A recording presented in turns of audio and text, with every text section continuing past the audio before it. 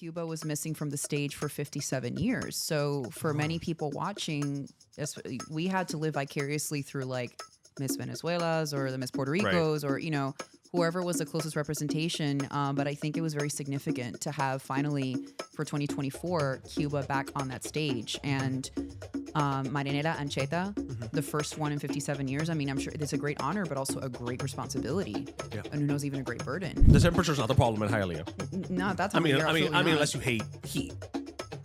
Then I guess you want to be shoveling snow. You want to be, I don't want to be shoveling snow, but I like a crisp autumn breeze. You know, a Gilmore Girls. Yes, give me a Stars Hollow. You know, where does Stars Hollow rank on this list?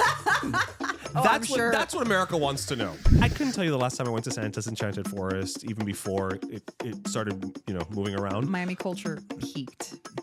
But it was one of those things where, like, even though I didn't go, it was just kind of comforting to know, like, oh, Christmas is coming, like Santa's.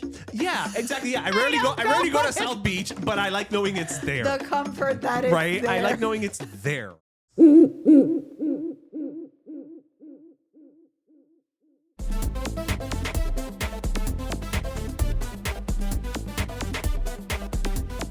And we are live.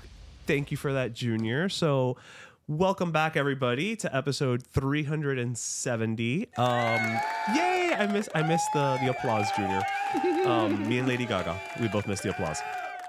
So first, I want to introduce our guest host today. So last week, we look, stuff happened. We were all sick. Empezamos a compartir gémenes, and we couldn't record an episode, but we are back today. However, we're back today, me and Junior, sans Roger. Roger did not get sick, but who cares? We have Ebis Valdez with us today. Thank you for coming back. Now, I know some of our listeners and viewers might remember you from when, I think it was about a year ago or so, as I used to call it, like the Justice League of Women Voters or whatever it was, like was it the Super Friends, right? The Super Voter Friends. You were the president at the time, right? And so you're no longer Madam President. So do I have to like refer to you as like former Madam President or some type of official title? I appreciate the formality. Okay, all right. So I'm going to genuflect as well, moving forward. But so thank you for coming and joining us. Also, some of you, by the way, might recognize her because Ebis does some modeling. And some of you may have hit pause on your streaming service and seen a commercial for, what is it, Florida Gold Coast University, I think it is, or somewhere. It's Atlantis or something. It's a university. Yes, it is a university. Well. Yeah, well, yes. And she's like leaning forward, and she's all like, "I'm studying," you know, like she's like, "Yeah, get a degree." So you know, I'm famous on Netflix, barato. If that's not a t-shirt, I do not know what is. I'm famous on Netflix barato. Like, that's the best part. You know what? We can go home now. We're done. Like, there's nothing, like, what's left after this.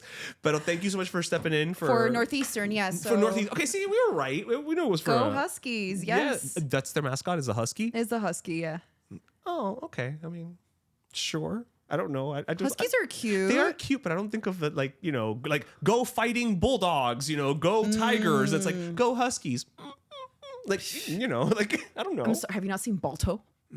Yes. Yeah. So they're proud. Okay. So what that tells me is that I can rely on you if I'm caught in a snowstorm.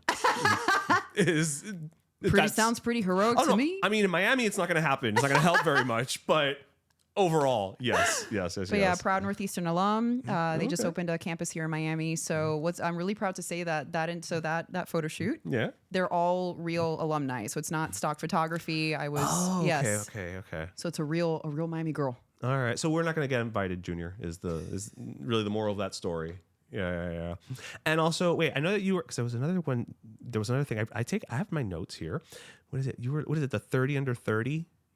Weren't you? The, Brickle Magazine. Brickle Magazine. Top 20 under 40. Top 20. Okay. No, come on, Brickle Magazine. Really? Top 20 under 40? Like, everybody else is doing top 30 under 30. It's like, you're mixing up the numbers. No hola.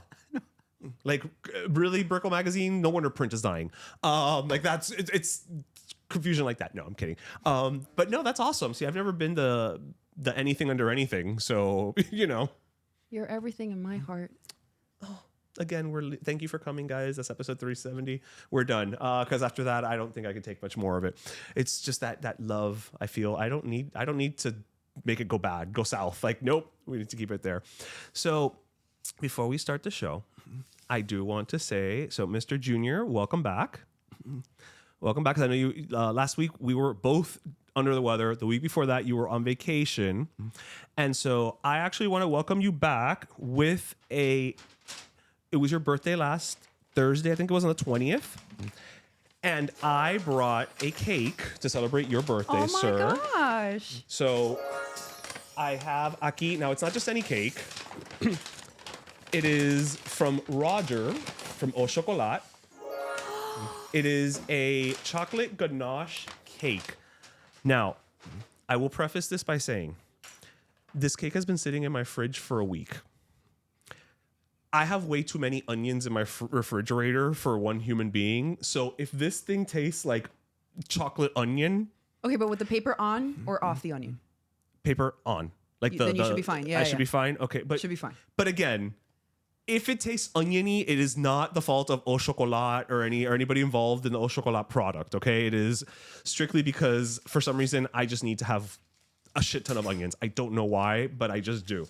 So, sir, happy belated birthday.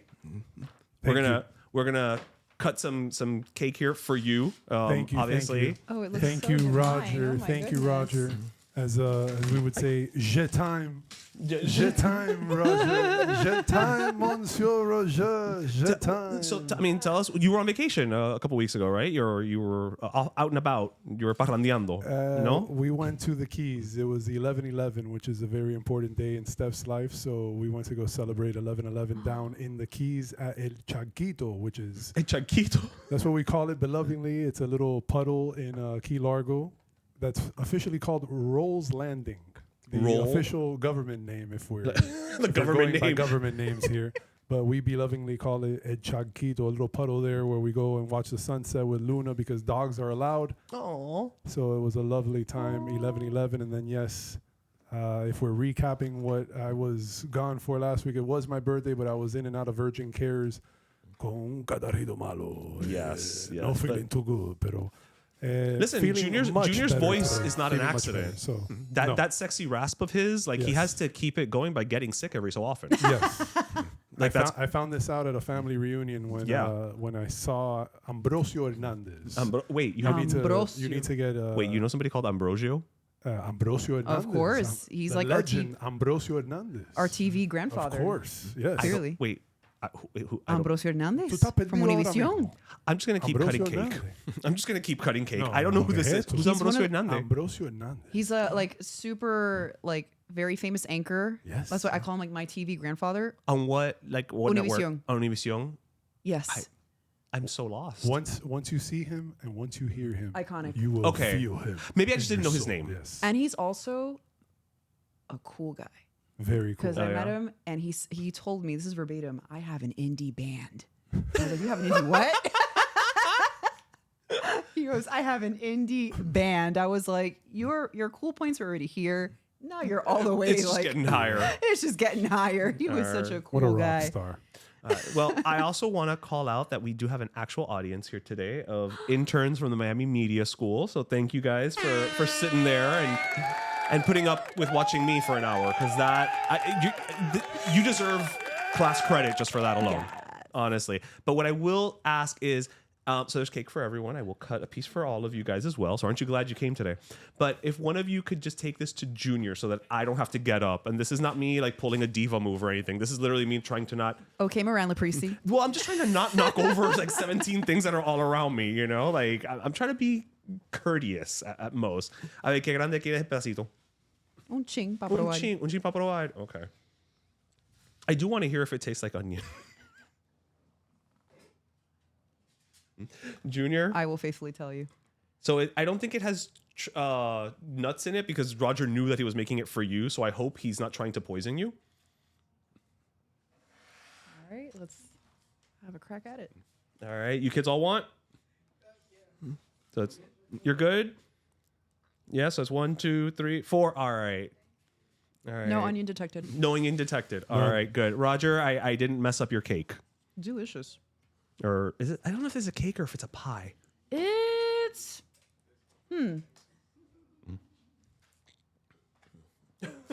It's a ganache. It's a ganache. It's a ganache. It's neither or. It's a ganache. Oh, because pie is like filling. Cake is like panetela, like you have like the sponge, right? Right. So it's not a cake by definition of cake. That's a good question. But it tastes damn good. Yeah. Well, not it's like mad. a dark chocolate, right? Yeah. Yeah. All right.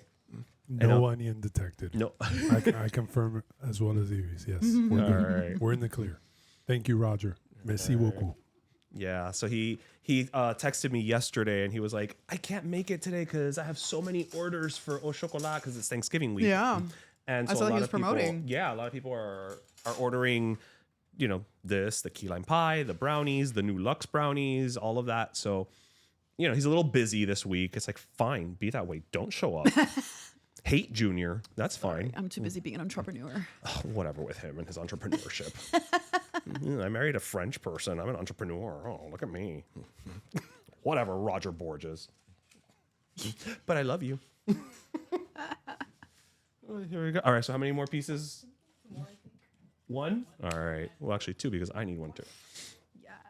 All right. So as I finish cutting this and talking about Roger, so even though he's not here today, we're going to keep the last 3 episodes through line going because this past week was the grand finale of the Miss Universe saga, as it were, right? So after about, I don't know, 6 months of controversy, it seems like. Yes. It was only like 3 weeks, but But it felt like 6 months. 6 months. We finally have a crowned winner. And it was Miss Mexico, Miss, yes. right? That's how you refer to them, right? Miss Country. Okay. Fatima Bosch, Miss Mexico. Bosch, Bosch. Okay. All right. Yes. So, and I will say I'm happy she won. I don't follow the pageant world as much as other people on this show, i.e. Roger. But I know that you are actually really big on following it. I saw on your Instagram, you posted about it and all that. We were actually talking before we started that, you've been weirdly involved a lot more in the pageant world of late. Yes. Just by virtue of your day job, you've kind of found yourself mingling with a lot of, contestants, pageant ladies. Yeah. I don't know, like Both. what's the terminology? But yeah, so I will say I'm glad she won, mostly because of just she stood up for herself. Yeah. In that moment with the other owner of the company. And I think if you're gonna make the argument that Miss Universe is not just a quote unquote beauty pageant, that it is about character and strength of who you are, she demonstrated it in addition to being drop dead gorgeous. But I mean, they're all drop dead gorgeous. Like, you don't my get to be gosh. Miss Universe if you're homely, right? There's a reason I'm not there. But I appreciate how well-rounded the pageant has become over, I don't know how many decades. I think like in decades past, it used to be much more superficial. Like I would say like the swimsuit segment was like their crowning glory. But Yeah, now so to be tuned in for, yeah. they expect so much more personal and professional development. Like the women that you meet have incredible backgrounds. They're civil engineers, they're doctors, they are ambassadors for all kinds of amazing... Sorry, that crust is amazing. I know. I just had the crust by itself, and I was like, I'm listening to what you're saying, but at the same time, I'm like, oh my god, this is phenomenal. Like, I'm just having a moment. Sorry. No. Have your Godiva moment. Sure, Your okay. Au Chocolat. My Au Chocolat moment, yes. Au Chocolat. Yeah. But absolutely, yeah. Anyone who still thinks that Miss Universe is still just ball gowns and diamonds and pearls, they're Right. sorely mistaken. I have met some of the most impressive women ever in the pageant circuitry. Yeah, and I think in a weird way, the fact that it has been considered about looks for so long, I would assume, and maybe you can speak to this, having interacted with these ladies, almost makes them a little bit more determined to kind of prove you wrong. Yes. Right? Because they know what they're up against. And so I think that lends itself to them walking through the door and being like, I know I'm pretty. But it doesn't end here. No. There's more to it. And I think that that has come through a lot more in recent years. In other words, it just shows like always the balance and the duality of things is that, for example, if you're considered, like not conventionally attractive, more homely, right? but people tend to assume that you're smart. Right. There is a certain privilege in that. Whereas if you are on the more conventionally attractive side of the scale, you have to prove your intelligence. You're at a deficit almost, like on either side, right? Yeah, on either side. Honestly, it's like really, especially for a woman, there's no winning. That is true. There really is not. So I have a great respect and a great appreciation for the years of preparation some of these women put in. Not just to, because it like to own the runway, right? When you're like modeling and walking, it's not just that you're showing off what you're wearing. It's like I think what makes Miss Universe so special is that you're an ambassador for your country, your culture. True. Yeah. So there's the UN and then there's Miss Universe. And, but there is a diplomatic quality to participating in Miss Universe, because a lot of times the Miss, right, representing a country may be people's first point of contact with that culture. So you actually have quite a bit of responsibility representing your culture. I didn't think about that element. But you're right. Because a lot of times people don't know anything about Thailand. Yes. But they see Miss Universe and they see her coming out in traditional attire or whatever it may be. And that's their first. Yes, the national costume segment. Thank you. Yeah. So interesting to me, because sometimes it could lean more traditional, or sometimes it's more innovative. Like, can we talk about, was it Miss Norway in the salmon? I didn't see any of them, so I didn't see any of this. I'm at a complete loss, because Roger would have like diagrams. Roger would have come in here, would have been like, this is her dress. This is why it was wrong. This is what she needs to fix for next time. This is why she lost. This is like, I guarantee you, he would have like all of the points. Yeah. So I believe it was Miss Norway. So she's dressed like a salmon. Yes. Like a smoked salmon. Like a fish. Yes. So she came out with like a fish suit, and then she opened up, and it literally like the scales and the pink flesh, and it was. Are you serious? Oh, yes. Okay. Are you sure you didn't change the channel to Drag Race? While that was happening, because that's very much drag queen. Some of it can have like a drag quality, like it is a pageant, satirical. It can be funny. Some of them are very ornate and very beautiful. Like for instance, so Miss Mexico, Fatima, she came out in this very pre-Hispanic depiction of one of the like Aztec goddesses of love, beauty, femininity. So she had like hummingbirds and roses and just a lot of very intricate beadwork and design that went into her costume. And so some of them, they really take this opportunity to show national pride. Right. Right. And then there's salmon. And then there's salmon. So there's range. There's salmon. And then I think next year, whoever represents Norway should come as locks. Keep it going. And just keep it, just the theme. Just keep it going. That's it. The next year she comes as a bagel with cream cheese. It's just, we're gonna keep this going. Keep it going. But that's what I like, is that sometimes they feel lean into the bit. There's a team of like designers. They like, because you don't go. This is an industry. Oh, totally. This is it's a whole ecosystem. Multi-million-dollar industry. Yeah. Oh my gosh. Yeah. It's the same with like sports. Like you think it's just the game being played, but there are millions and billions in a whole ecosystem. There's the foundation arms, there's the marketing, there's the strategic business partnerships, there's everything. Yeah, no, 1,000%. Oh yeah, no, I've this year, just with my contact with the pageant world, like I truly have grown I've always been interested, because I love pageantry. Like I love the same way I love the Academy Awards. I love the fashion. I love who gets to win and who gets a platform for what. But really getting to know the women behind the scenes, especially appreciating the cultural aspect of it. So I went to Miss Cuba.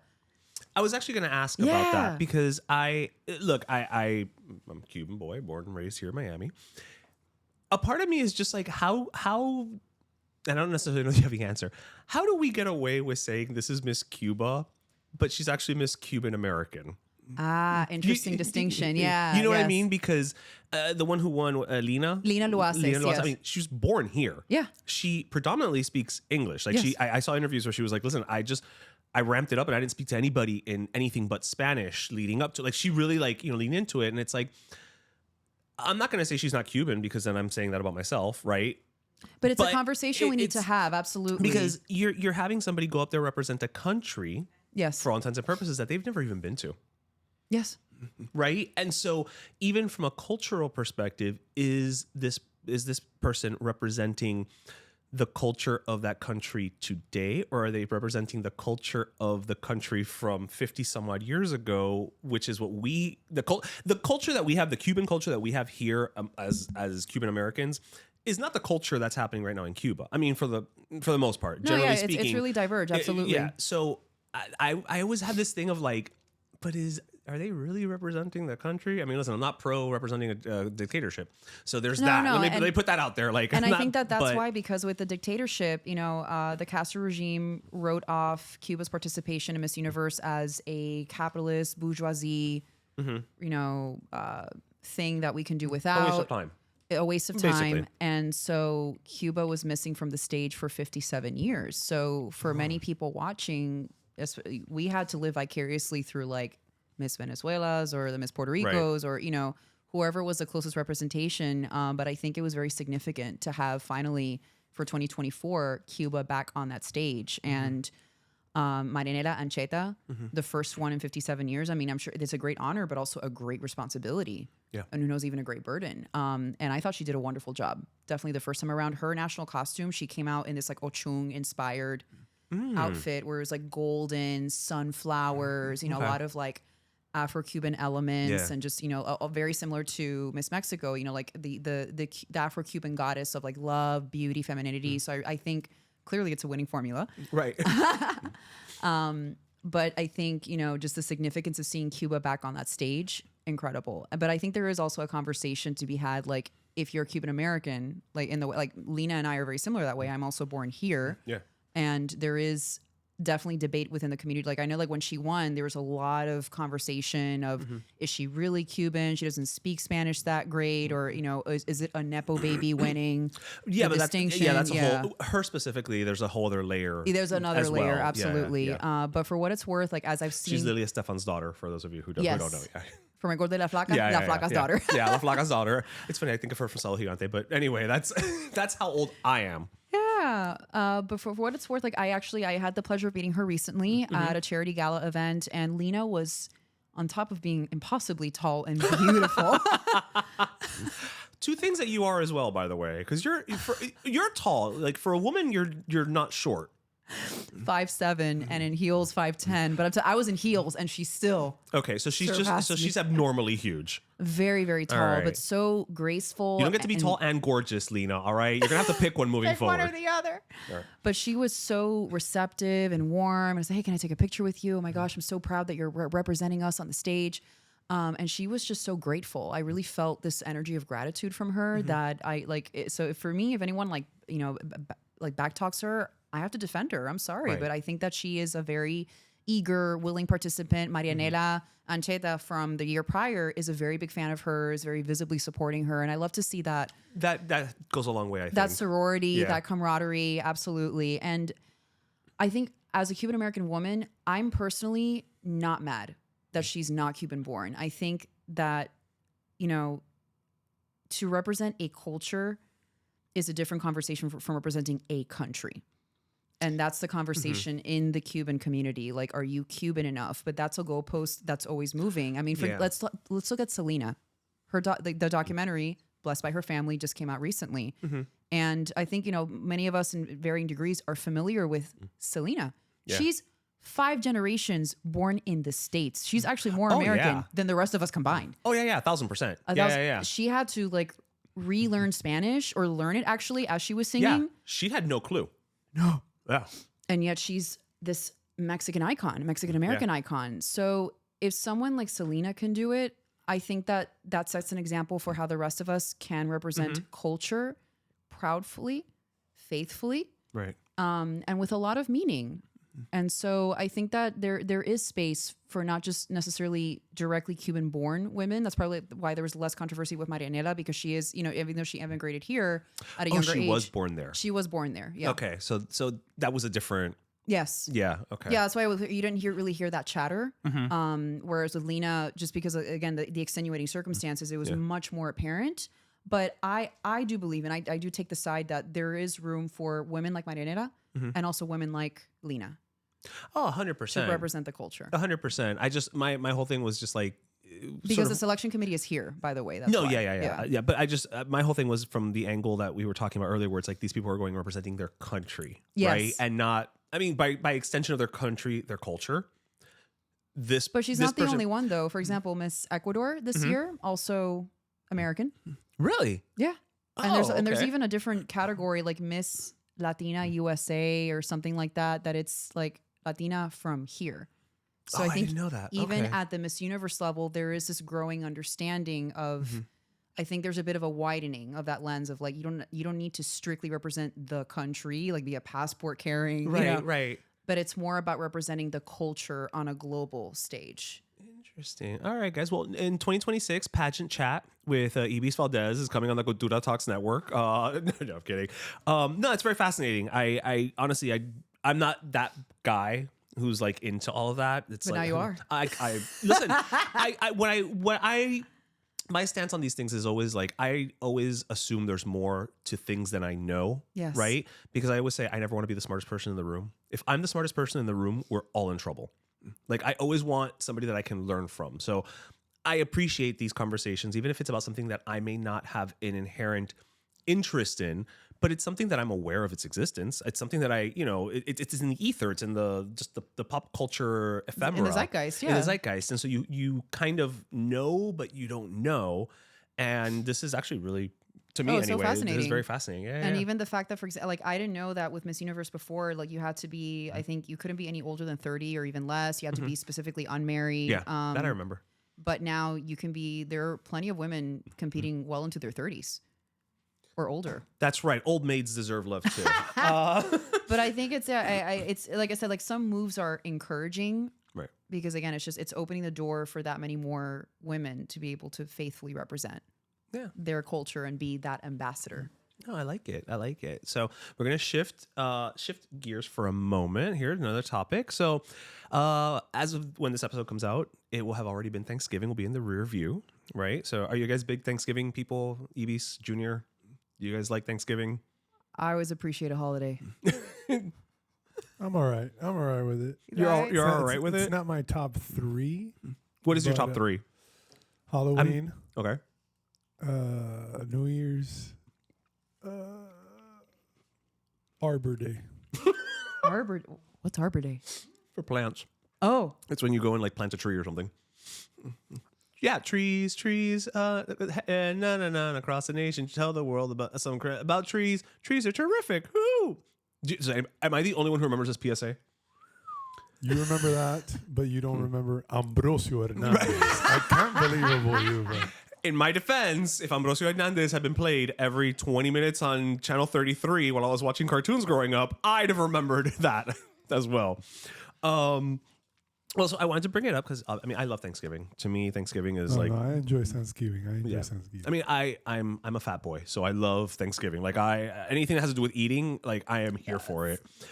But I'm just gonna ask, like, hopefully neither of you are gonna be celebrating Thanksgiving in Hialeah. No, not this year. no. Any of the interns, Hialeah? No. Okay, that's actually a good thing. Because according to a new study by personal finance company WalletHub, Hialeah is actually one of the worst places in the nation to go for Thanksgiving this year. I have a bone to pick with that. So, I'll give a little bit more of the background of so they looked at the 100 largest U.S. cities included. The city of Hialeah was ranked the second worst city, beat out only by Stockton, California. Which is weird because you use chicken stock to make so many things for Thanksgiving. And the best cities for all to celebrate Thanksgiving festivities is San Antonio was first, then Atlanta, Virginia Beach, Virginia, Dallas, and then Scottsdale, Arizona. And then I'm going down here. I'm looking down. So basically what they looked at was Thanksgiving celebrations and traditions, affordability, safety, and accessibility, giving thanks in the Thanksgiving weather forecast. So the dimensions are comprised of interesting weighted factors, including pumpkin patches per capita, holiday decoration shops per capita, Por tu madre. cost of Thanksgiving dinner, traffic congestion, share of delayed flights near Thanksgiving, volunteer opportunities per capita, and the temperature on Thanksgiving versus the average temperature.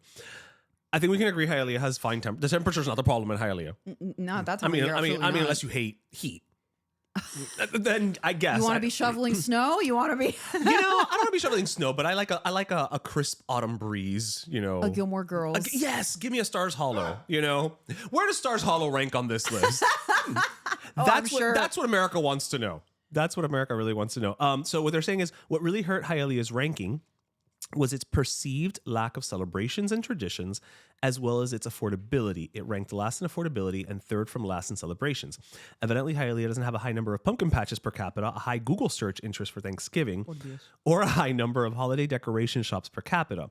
The affordability measure is made up of the cost of Thanksgiving dinner, the number of affordable restaurants with at least 4.5 stars. So ahí ya lo colgaron. Damn it, this thing gave me a pop-up, so I have to go back. And the lowest price for 3-star hotel rooms during Thanksgiving week. I don't know what those no-tell motel star rankings are. Okay, that's what I was saying. Like, but all sure. Meanwhile, Miami was tied in first for the most number of pumpkin patches per capita, and it was the highest ranked city in Florida. like city of Miami, or just like Miami-Dade County? It says Miami. So they looked at Miami-Dade County as a whole, and then I'm assuming maybe city of Miami, or it doesn't. Look, it's the New Times. They didn't. You know what? I don't care. You've never featured us, New Times. You've never featured the podcast. You've never featured Pim Pam Pollo. We've reached out to you. You don't care about us. So you know what? Your reporting is shit. There, I said it. I'm a bitter bitch. All right, now moving on. But I guess like it just So Hialeah, the worst place to celebrate Thanksgiving in the nation. I mean, I would argue it's one of the best, you know, because that's the thing about these kinds of like surveys is you have to question what are the metrics. Pumpkin patches. That's apparently. This is my international. Dale, go, give it because this dark chocolate está fenomenal. So I'm gonna eat this while you. Exactly. Yeah. Yeah, it's you have to like with metrics like that. It's like, you know, pumpkin patches, these like typical like American Thanksgiving tropes. Like, is the survey, is the metric culturally competent? Right. Right. Right. Like for me, I consider it one of the best because Hialeah has one of the highest like foreign-born resident rates in the entire country. It's really interesting to see like the spin, the cultural spin that people put onto whether they make a turkey, but they make a Cuban style. Or maybe they don't purchase turkey. They just go straight with lechon. Right. Or with a chicken. Or, you know. Yeah, whatever. Like a lasagna. Who knows? Who knows? Yeah, totally. I've seen many, many different things. And so that's not necessarily easy to record. You just have to like experience it. Right. So that's, it's just like my beef with a lot of these like outs. And who was, I think the survey. WalletHub. WalletHub. Yeah, WalletHub. Ask anybody in Hialeah, ¿qué es WalletHub? Okay, WalletHub. And they'd be like, eso no es warehouse. You're mispronouncing warehouse. They'll think it's something else. 1,000%.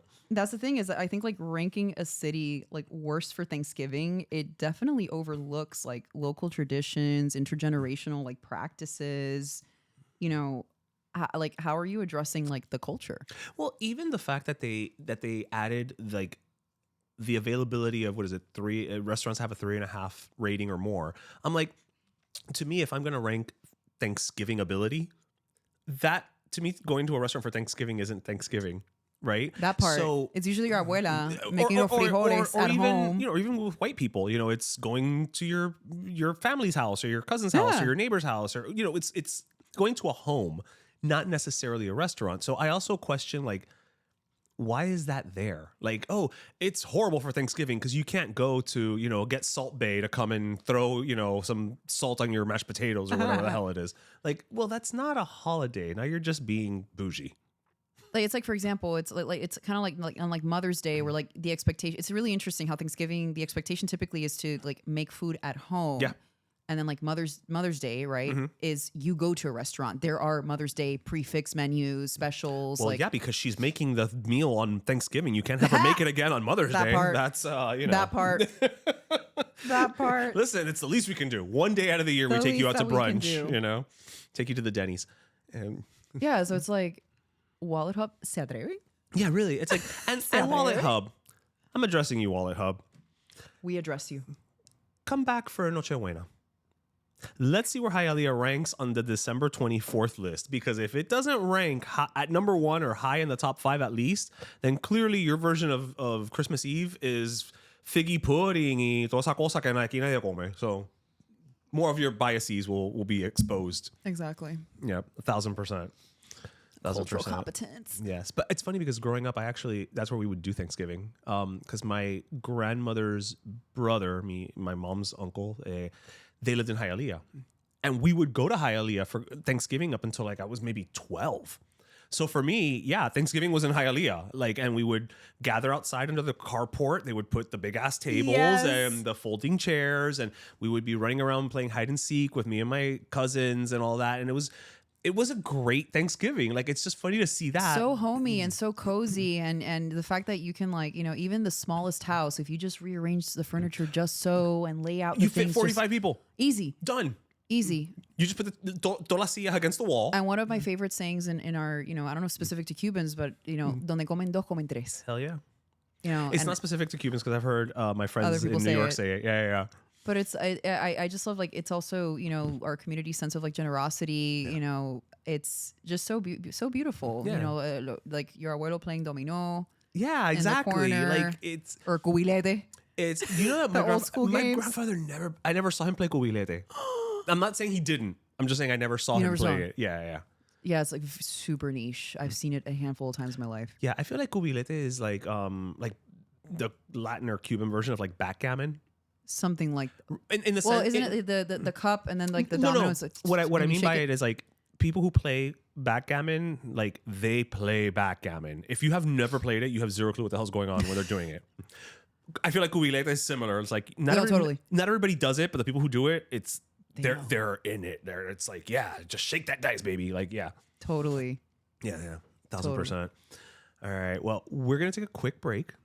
We're gonna go because we got sponsors here. We have two sponsors, but this is the first one, so we're gonna take our first break. And when we come back, I'm probably still gonna be eating this delicious chocolate ganache cake, and we're still gonna be here with Ibis, and Junior is gonna tell me if it finally tastes like onion.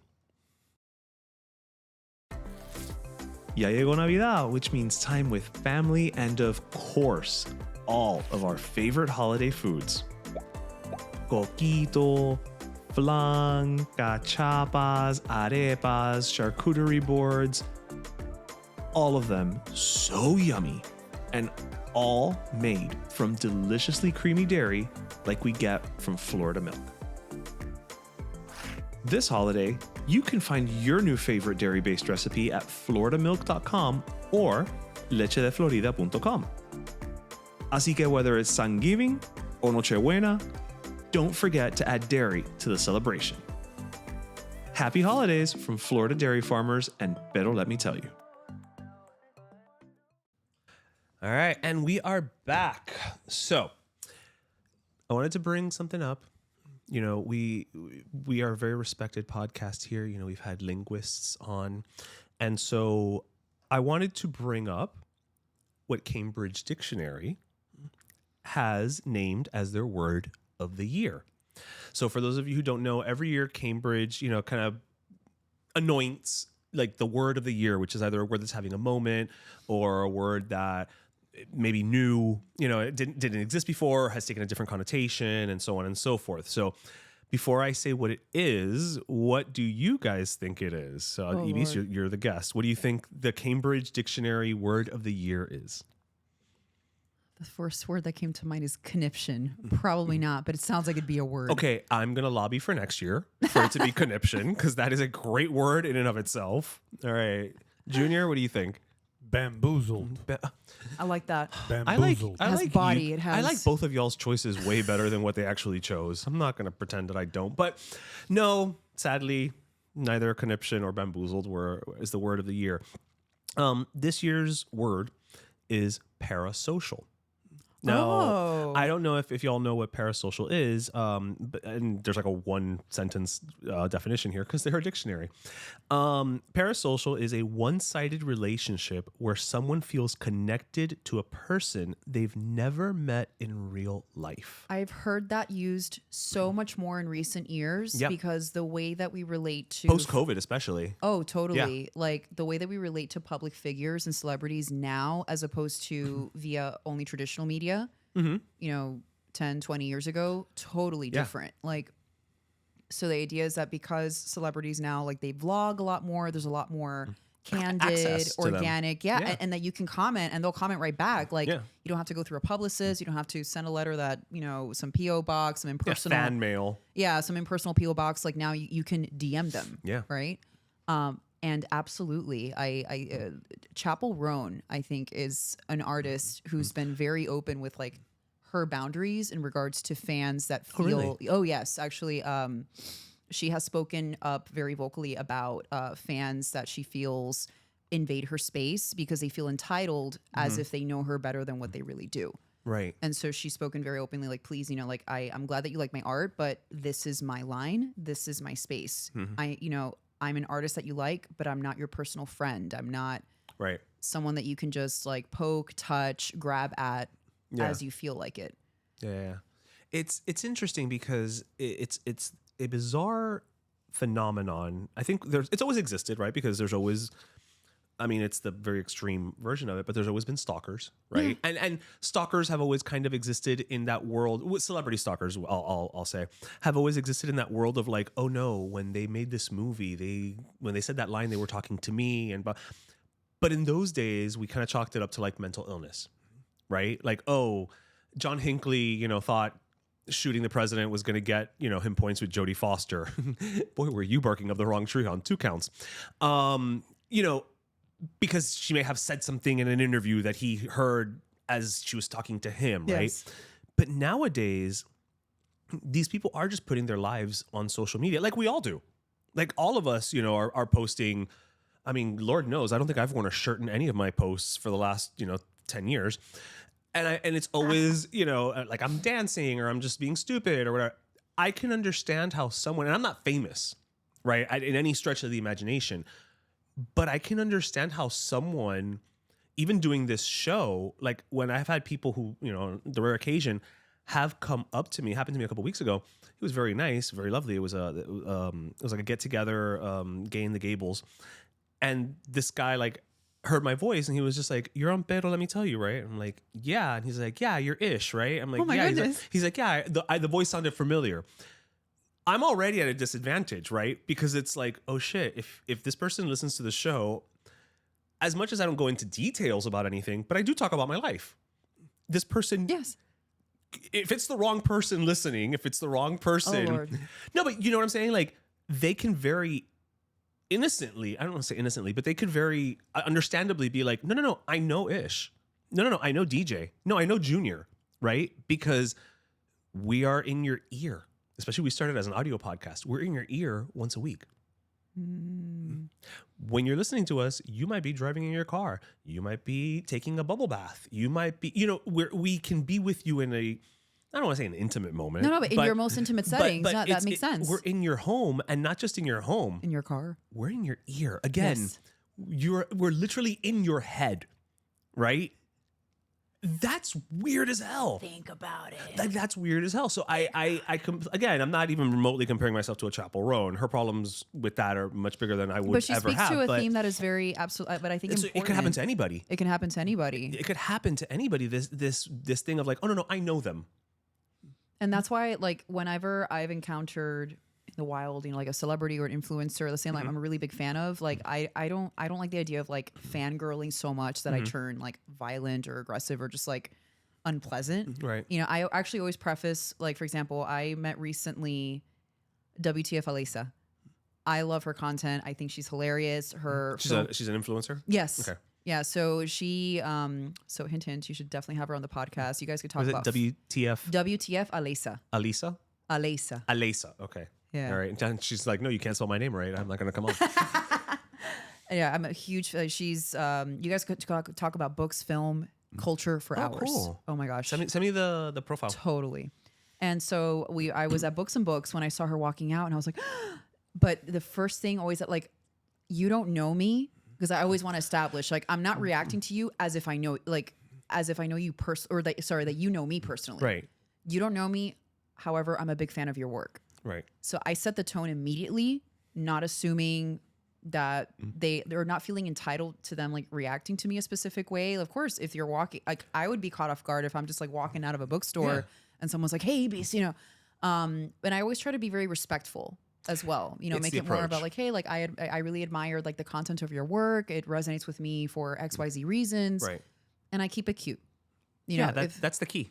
That's the key. Exactly. Yeah. Because they're also still, no matter how famous or elevated someone can be, like just in the cultural zeitgeist and the global platform, like they're still people.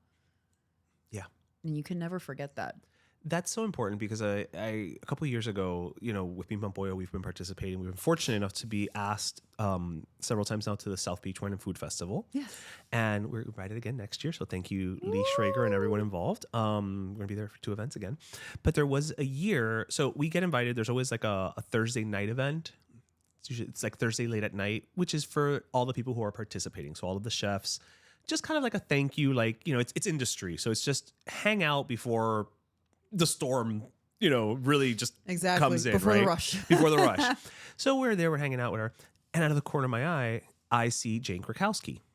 Now, I don't know if you know who that is. She's a Broadway baby. She's currently starring in Oh Mary on Broadway, but she was on Ally McBeal. She was in Kimmy Schmidt, 30 Rock. Like I've been a fan of hers. I've actually seen her perform on Broadway. And when I saw her at the event, I was such a fan that I consciously told myself, I'm not going to go up to her. Because she, in that moment, and this, like, it just comes down to understanding limits, right? And parameters. I was like, she's probably here in some, like, quote unquote official capacity, as like maybe she's doing a judging panel for one of the events or whatever. But she just looked like she was hanging out with her husband or her boyfriend, I don't know, with a gentleman. And I was like, nobody else is going up to her and being like, oh my God. And I would have been respectful. It's not like I would have been like, ah.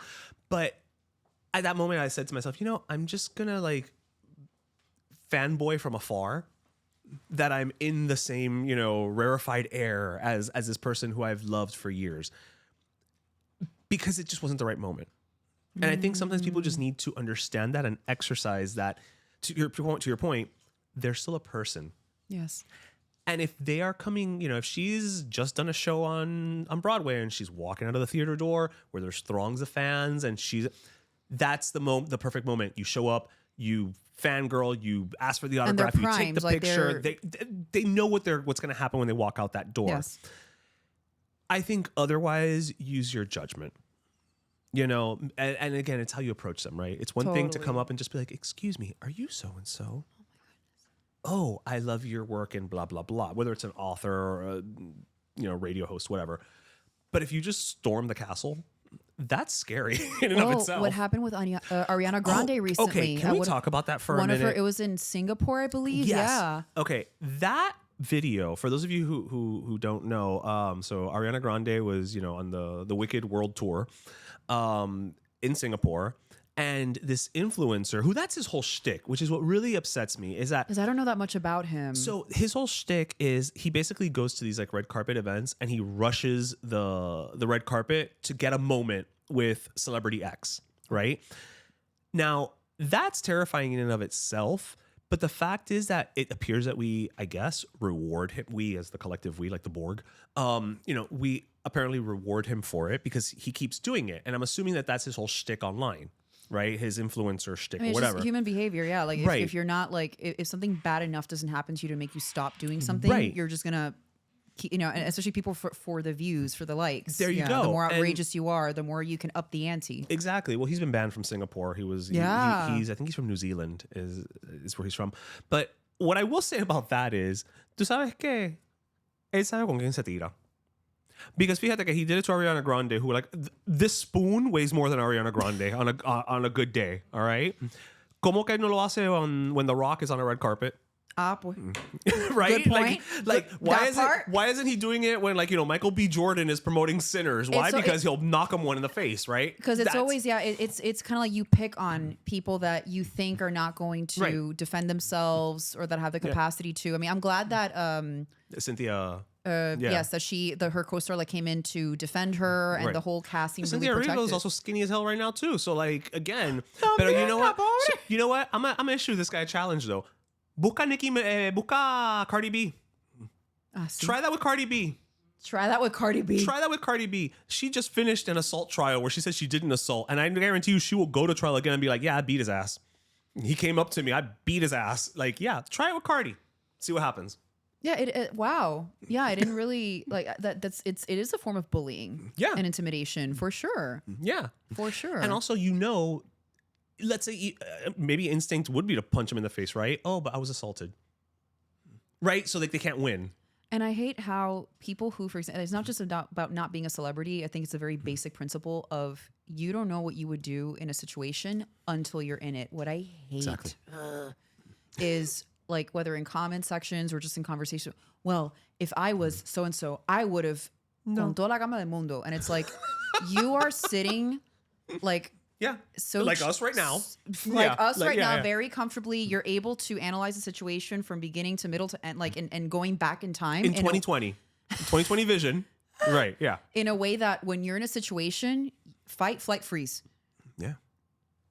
And you're not always going to consistently have the same reaction maybe every single time. I can like, there have been times where I have been very proactive and I act in the moment to defend myself. And then there are moments where I freeze, delayed reaction. Like a week later, I'm like, damn it, why didn't I say this? Or why didn't I do that? But it's because that's just normal. And I would never, ever, because I think that is another form of bullying, is dictating to someone, something that like you cannot speak to until you're in that moment, and using that to condescend and to shame. And, yeah, you're speaking from non-experience. You're speaking from a deep place of superiority complex and non-experience, and it's just you're not practicing empathy, you're not practicing consideration. Well, empathy's a lost art nowadays. I mean, if it ever existed to begin with, it's a definite lost art these days. But I mean, that's also why I try to always go over with Junior, because he'll knock a bitch, like Well, you see Junior there all like Junior all. I thought you were gonna include me on the empathy talk, and now yeah, but you got me no. Yeah, because you know what? As nice and everything as you are ride or die. So you are very much the guy who's just like, I'm all calm, I'm peace. Ah, pero te metiste con mi gente. Ah, no, that's it. It's on. Like he is. I've been known to be a wolf. That is either a lone wolf or one of the wolf pack. So I will kill for one of the pack.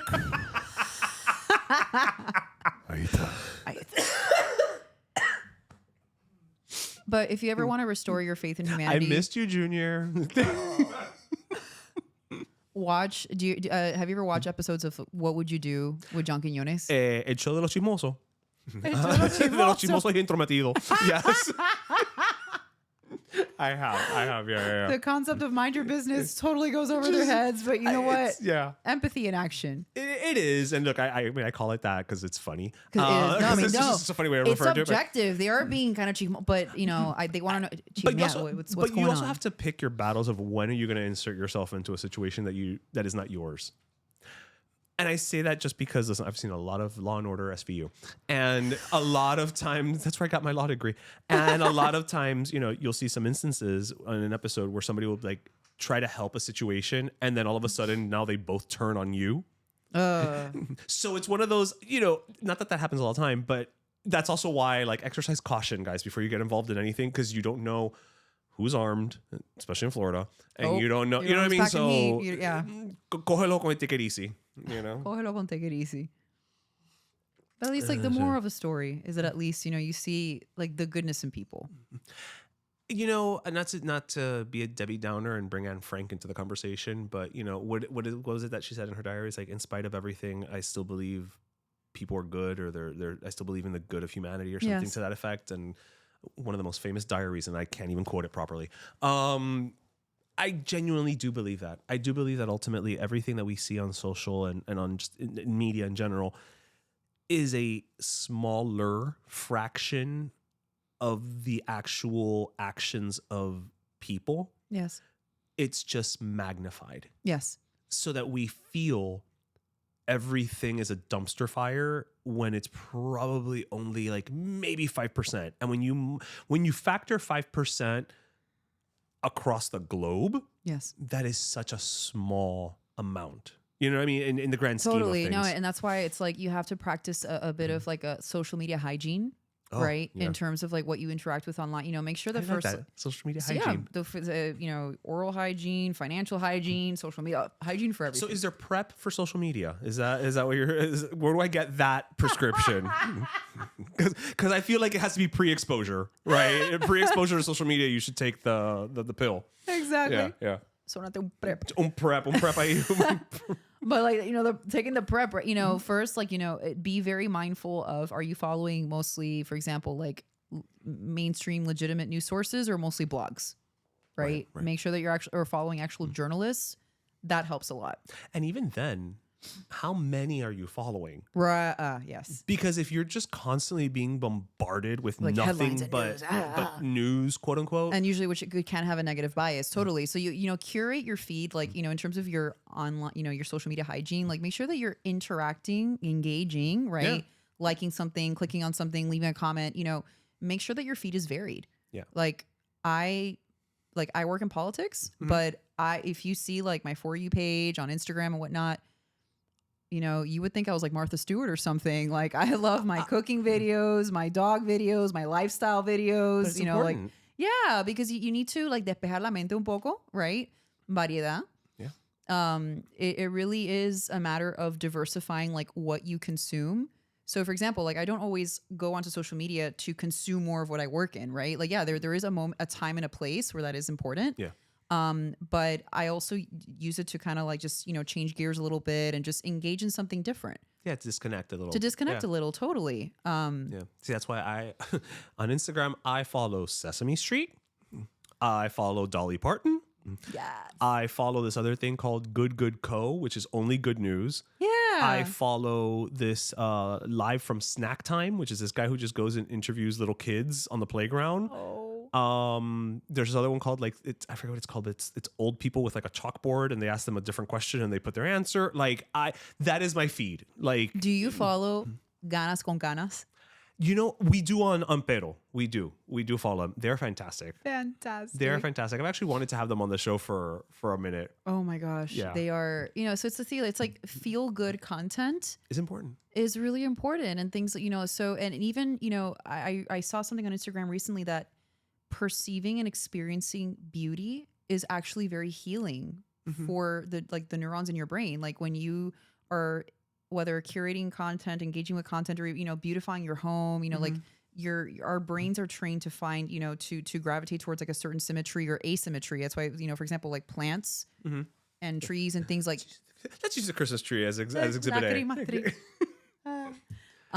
It is actually very like healing for the brain when you surround yourself with like the natural geometric patterns in nature or just whatever it is that you deem beautiful, right?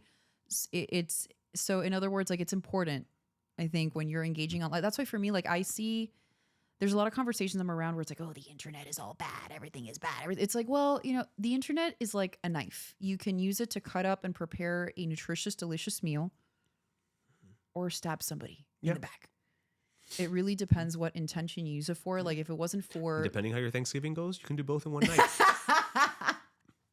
Exactly. Just saying. But and it's also it's always again also practicing like this whole conversation started with like parasocial, right? Like also having a like checking yourself and having a healthy relationship with who and what you follow. Yeah, you can train the internet. Yeah. Because the internet just exists, right? It's like a puppy. Yeah. You train it with what you search for and your algorithms. So if the only thing you seek out is X topic or X type of content, that's all you're going to see. So then, yes, if you come back and you're like, no, because it's always this, I'm like, I don't get served that. No. Because it's not what you look for. Because I follow Cookie Monster. Like, I'm not getting served, beheadings or whatever, I'm going polar opposites here. No, but or the point is that absolutely, like whereas for example, like breaking news, let's say 20 years ago, like news stations would have the time to like edit, but now horrifically like carnage can make it onto our screens completely unfiltered, which again, sometimes can spark very necessary conversation. You can't always censor life. Sometimes you need to see things as they happen so that change. Yeah. Nothing changes if nothing changes, right? But then there's always the flip side. And that's why, like, I don't always believe in easy answers to things because it's like two sides of the same coin. On the other hand, having such unfiltered access, kids on the internet, True. That's a whole, it's interesting. I think like our respective generations grew up with the internet. So we kind of grew up with it. But now that you have kids born in this era, like alongside a tablet, the conversation is totally different. Well, I Oh my didn't have gosh. the internet really, like the internet in its form that we know it today until like maybe senior year of high school, freshman year of college. And even then I didn't have it in my pocket. No. So when I walked out of the house, right? Dial up the The family computer in la sala. It was there and it stayed there. Yeah. And you went about your day. Now you don't leave it behind. No, it's always with you. Yeah. Oh, completely and totally. Yeah, like I would, for me, I remember like 7 or 8. That's when I remember, you know, having like my AOL Kids account. 7 or 8. 7 or 8. That's when she remember. I'm talking about freshman, like senior year of damn high school, freshman year of college. This girl's over here, like, you know, yeah. When I was done coloring, I got on AOL.com and I played Penguin Club or whatever the hell that thing was. Was it Club Penguin? That was a thing. That was a thing. Yes. Yeah, and I'm here just like, well, I was paying taxes because I, you know, my part-time job.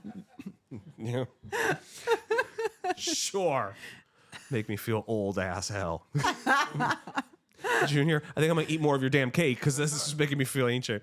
Oh my gosh. But no, you're not wrong. No, but totally. But now, you know, or like for at least for me, like I don't remember getting my first cell phone, and even like cell phone. I say cell phone, I mean like a Kyocera, a Nokia. You know, now you have to decide like, do kids get a full-on iPhone, or as they call, do they call them like dumb phones, just like very, very simplified phones? I don't know if they officially call them that, but I've heard the term. You've heard the term, I've heard right? the So I'm term. not the only one. Yeah. And it's made me think a lot about, like, for example, like you and I, we consented to creating our digital footprints. Right. Kids today don't. That's the difference. That is the burden that I think kids have now, where a lot of times their parents, meaning well in many cases, Well, because this has become the way we share things now. So if you've got a family member, the family album that would have been at home is on Instagram. Is now for your boss to see 20 years later. Yeah. That cute photo that your mom took of you when you were a baby taking a bath, like now that's in the public domain. You know, those are things that you need to think about. So like some of my friends, which I think is really smart, what they're doing is that they are actually now putting their kids nowhere on Facebook, nowhere Instagram, just like a private Google album that they share with very select friends and family. Okay. Because, you know, you still want to engage in the good that the internet has to offer. Like one of my best friends in Canada, I've been able to see her son grow up via this Google album. That's smart. You know, so absolutely. So it's like you're still engaging in like the joy of being able to upload and share and, you know, get reactions, but you're not opening it to the world. Because as much as you can make an Instagram page private, who's this, you know, to a degree, like you never know who could screenshot or this or that. Whereas like within a private Google album, it's only for those that are shared on it, you know, so you're able to have control. And not to mention you're giving your child the gift of them being able to consent to having their digital footprint created on their terms, the way that we had it with ours. Interesting. And that's what I'm giving for Christmas this year, the gift of consent. The gift. It's meaningful and it can't be returned. Actually, that's not true. Consent can be taken back. Again, Law and Order SVU. Consent can be given and taken back. Yeah, exactly. Yeah, 100%. Yeah, because that's with you know, I'm in my early 30s. A lot of my friends are like having kids now, so it's really interesting to see like what are questions and problems that like we're grappling with that our parents didn't. Yeah, it's totally new territory for us. Like we're making 100%. up our own guidelines. Oh yeah, totally. no, my dad asked me like at least once a month, like, so how does a podcast work? And I'm just like, I've explained it way too many times, Dad. At this point, you're just not paying attention. Like, I'm sorry, I can't help you. A radio show on the internet. That's literally what I tell him, and it's he still has follow-up questions that I don't know. I've given up. At this point, I just answer them. I talk into a microphone. I just answer. I'm just like, oh, here's the answers again. And sometimes I change the answer up just a little bit to keep myself entertained. You know, spice it up. just for me, because he doesn't remember the answer from last time. So it's all for me. Oh, that's so funny. So I wanted to bring up something else. You know, speaking of childhood, right, and things that we probably all grew up with. I don't know if these kids grew up with it, because you know, I'm going to make an assumption that you guys are like in your at most early 20s interns. At most, one of you just like rolled your eyes like I'm 7004, like, you know, like like. This is my 200th reincarnation. Yeah, exactly. It's like, just like me and I am an old soul. Me and Tutankhamun went to prom. Like it was so long ago. But recently and officially, a staple of, I would say at least our childhood, is officially no more. a holiday childhood staple, Santa's Enchanted Forest, Oh God. which I know people are just like, didn't that close like 10 years ago? Yes and no. So it was no longer at Tropical Park, which is where Winter Wonderland is now. They had been moving to other parks in the area. So for a while they were like in Amelia Earhart Park. They were at one point they were like In Medley, weren't they? in Medley. They were, I think, in Yeah. another part. One year they were by like Miami International Mall, like in the back. So they kind of were like a floating carnival, as it I was were. about to say carnival. Carnival. Oh, there's a carnival. But this year they've officially it's gone. Like the name did not come back this year. The name is gone. The company has officially closed up shop. I think this year at Amelia Earhart Park, what we've got is Junior just got so sad he's left us alone. Interns, quick, man the station. Like Well, Junior's leaving. The iconic jingle. Yeah, exactly. Like it was. So wait, actually, so did you guys at all grow up with Santa's Enchanted Forest at all? Okay, and because you were like 3 when it closed. Okay, right, because like oh my god, they're like I remember they would tell me tales of Santa's Enchanted Forest. The lore of The Santa's lore of Enchanted. Santa's. The elders would sit us down in front of the Yule But log. listen, that jingle was everything. That jingle, I mean, it's crazy. Jenny Lorenzo made a parody of it as well. Like, And I'm friends with Gigi Diaz. Oh. Who sang the jingle. oh, are you really? Yes. Okay, that jingle is, I know that word gets thrown around a lot these days. Iconic. And I was like, damn, girl, you're a Miami icon. Like, Iconic. you're the It girl who sang the jingle. And It she's like, is. yes, I am. Okay, that's great. Again, I couldn't tell you the last time I went to Santa's Enchanted Forest, even before it started, moving around. Miami culture peaked. But it was one of those things where, like, even though I didn't go, it was just kind of comforting to know, like, oh, Christmas is coming. Like the Santa's. beach. Yeah, exactly. Yeah, I rarely go to South Beach, but I like knowing it's there. The comfort that is Right? I there. like knowing it's there. I don't Yes. go, but it's there, and don't change that on me. But it's like every year be like, oh, those rundown attractions, the little animated animals that look like they have mange because they're like missing chunks of It's the fur. the cheesy corn arepas for me, honestly. I mean, all of it. And it's like, All of it doesn't exist anymore. No, yes. And I will say we went last year, Junior, myself, Darian, we went to Winter Wonderland. We recorded some content there. It's really lovely. And it's very nice. And they revamped it. It's all like, LED lights. And they have a little section for each city. So like they have like the Hialeah Christmas corner, the Westchester, it's really okay. cute and it's really nice. And they have the rides at the end, similar to how Santa's used to be. It's very nice and it's very beautiful. And I think they've really elevated it and they've done something, good with the space. And it's good to keep a tradition of a Christmas theme park alive. With all respect, Winter Wonderland, you guys are great. Thank you for having us last year. But it's not Santa's. No, it's There's something about what we grew up with. of course, and I think that nostalgia factor, it just because it stays in such a way in your mind. Exactly. Absolutely. Yeah. It's just Junior, do you have any beloved memory? I know you've decided to come back. You were going to walk out in protest over Santa leaving, but any memories? Honestly, just the jingle more than anything. Santa's the Enchanted jingle. Forest. And I can't believe you know who sang it. Wait. The chair recognizes. It's enchanted. Oh wait, hold on, because I have the jingle literally in my ears right now, and I can't hear you because I'm doing. Enchanted Forest.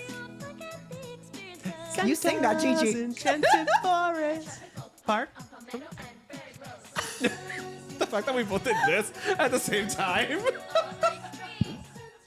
Oh God, I'm too old to be having this much fun. All right, so sorry. What were you saying, sir? They sure did. Okay, The so real. Okay, so you do remember it. All right. There we go. He's like, claro que sí, como que no? He's like, I used to go to Navarro all the time and get the coupons for Santa's Enchanted Forest. Él tiene cara that he went to Yeah, Navarro a lot. right?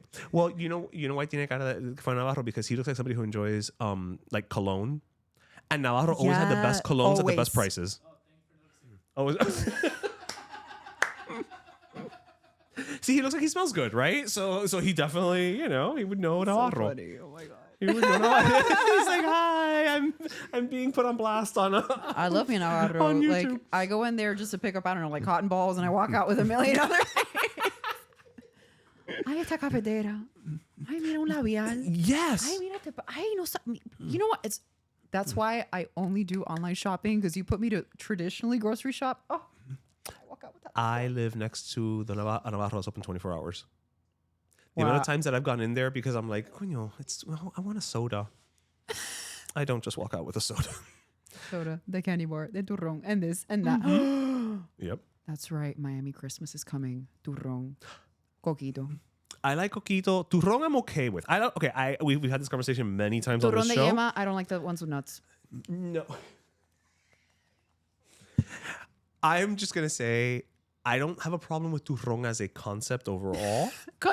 As an overall concept. Existentially, I have nothing against it, but I do not feel it should be touted as el postre. It should be part of the postre table. It should be part of maybe even the appetizer table. But don't. It marks time. It just marks like this is the time of year. But don't make me wait until the end of the night and show up with just un cosa de turrón. It's like a party favor at Besno. You have to show up with like el arroz con leche, I'm saying cominadilla, flan. Give me anything else. You know, chocolat, chocolate chocolat? ganache, cake or pie or whatever. I don't know what it's called, but like product placement. I'm like, Aprovecha. see, wow. Chocolat. Oh, see. You can DM Roger Borges 01 on Instagram. But give me something else. Don't just show up with turron. Like she's cute, Papi Gun. Yeah, she's not. At best she's a supporting player. Like nobody's Supporting casting her cast as the lead member. in a rom-com. No, she would never win an Academy Award for Best No. Actress. No. A rom-com, she wouldn't even win like a blockbuster movie award. No. Not get right. She's a chick flick She at best. at best. At best. And that's, might be even like a Netflix original. And one of like the lower tier. The lower tier. The lower tier Netflix originals. Yeah. Maybe. We'll get back to you, Turron. She's not a Harry Met Sally. No. She's not even when Lucila met Juan Lopez. Oh my God. All right. Well, we're gonna take another break, and when we come back, we're gonna be doing our last cafecitos.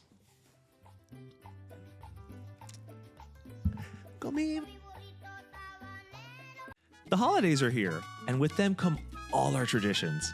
From cajachina to turkey to coquito and 12 grapes at midnight. And for over 50 years, Café La Llave has been there for each and every one of them. We take pride in keeping our traditions alive, unapologetically passing them on to the next generation, like making sure you've got the espumita just right. It takes a certain level of bold to unapologetically keep your culture alive, pero that's exactly what Café La Llave is doing. So when you're boldly celebrating the holidays your way, Café La Llave is always invited to the party.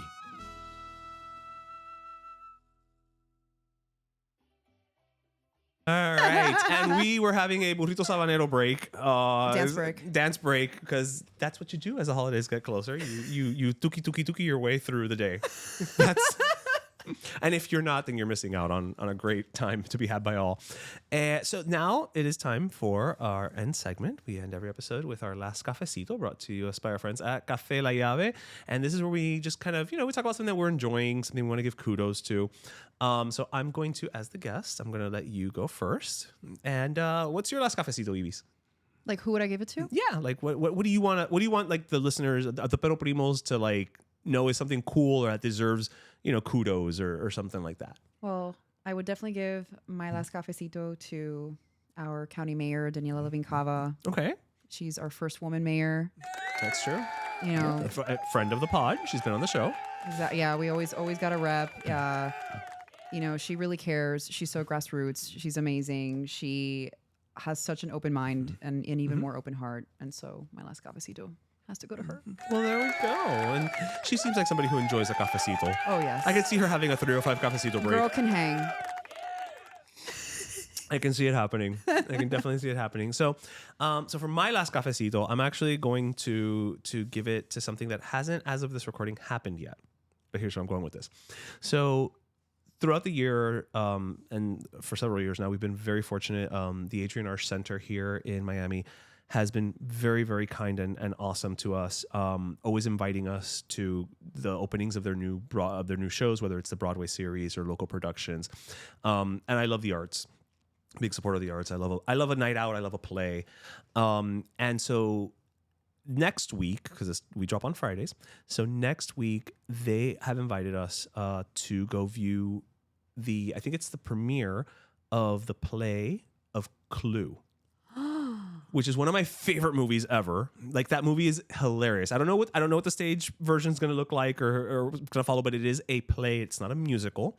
A play. It's a straight play. It's like, I think it's play. like 80, 90 minutes. It's one act. So it's just, you sit down, which is great, because I also think Miami, we're so used to, like, when these touring productions come, it's a musical. Again, I love me a musical. But you're always used to going, and it's like, you're going to go, you're going to have an intermission, this is a different vibe, right? And I think we need that. We need to keep reminding people that to go to the theater is not just to go see a musical. Like, theater has so many different ways of being an art form, right? Yes. And it's going to be at the Arsht Center from December 2nd to the 7th, all right? But, pero primos, if you use code CLUE VIP, that's CLUE, V as in Victor, I, P as in Paul, you can get 20% off for any tickets for the performance that week. So this is not a paid sponsorship. This is just me paying it forward because they have been so wonderful to us. They've had me, I emceed when Beetlejuice musical came. They asked me to go and MC the bingo. So they've been so fantastic with us, just as an overall, like, I would say a spiritual partner, right? Because it's not a partnership in the traditional sponsor sense, but I love them so much. I think what they're doing is so fantastic that I will go always above and out of my way to help, promote. And it's nice that I can talk about it before I see it. I usually come in and I'm like, oh my God, this past week I saw this. And by the time it comes out on Friday, it's too late because it's a day left of the show and people can't go enjoy it, right? So I get to evangelize beforehand this time. So that's my last cafecito for this week. And I'm going to give another mini cafecito just really quick to this gentleman over here, Junior, because, sir, I love you and I've missed you. That's just, and you give me an excuse to bring a cake. Oh. I give you a cafecito, even though I never give cafecitos out here. Thank you for looking out for me. Thank you for your heart. Thank you for your care. And also a shout out to Darian. We haven't shouted him out. That's either true. This That's episode. true. Actually, that's how we know each other, because you're friends with Darian. Shout out, and thank you for checking in on me as well, and the rest of the Cultura fam for holding it down. Love you guys. Yeah. Thank you. So. Yep. All right, it's just a love fest today. See what happens when you bring sugar. Exactly. You bring cake, everybody's happy. I mean, I guess except for diabetics. I don't know, But that's not the case here. So Ibis, thank you again so much for stepping in. Also, I'm just going to do this because I don't know if they're showing up on camera, but her nails are phenomenal. They are incredibly fierce. Look at those nails. And you have your home here. Cuando quieras, you can swing by. I hope to have you on again. I had a good time because I've known you for a minute now. We've hung out and we've this and that, but I've never had like this much one-on-one, like let's sit. And I've never co-hosted. That's true. And I've had a blast. Well, I'm glad. See, that's what happens on this show. There's a reason people keep coming back. I mean, is this your second time on the show? My second time on the first as a guest, and now as a co-host. Yeah, that's why people keep coming back. I'll be back. And because you didn't know there was gonna be cake, so that's not why you showed up. No. Yeah, exactly. So many surprises. Exactly. All right, everybody. Well, we hope you listened, laughed, and learned. I definitely learned a lot about Miss Universe this episode. So you can tell Roger, listen. Roger, I have the scoop. You know what? To keep going with the Miss Universe, I may have to take your crown soon in terms of your knowledge. Just saying. But we hope you listen, laughed, and learned. And as always, don't forget your pastelito, your croqueta, and your cafecito. That was episode 370. And I also want to give a big thanks to the group of interns here who sat through this entire episode. I really hope you're getting a lot of class credit for having to listen to me talk for an hour and change. All right, everybody. Bueno, cuídense and hope you had a great Thanksgiving and happy holidays. It's coming up sooner than we think. And See you next week. Make good decisions. Yeah.